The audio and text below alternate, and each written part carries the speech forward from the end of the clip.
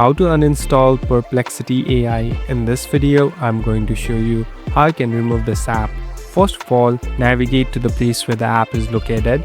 Now simply tap and hold on to it. Here on the top, you can see this eye icon. Simply tap on this eye icon. So here we in this app info. In other mobile devices, you can directly go to settings and open app information. So this is the place where you can customize and make different changes in the app.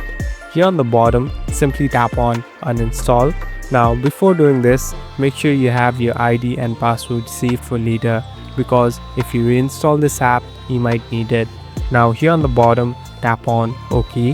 So as you can see, it will take some time, and as you can see, the app is completely gone from my mobile device. Thank you for watching this video.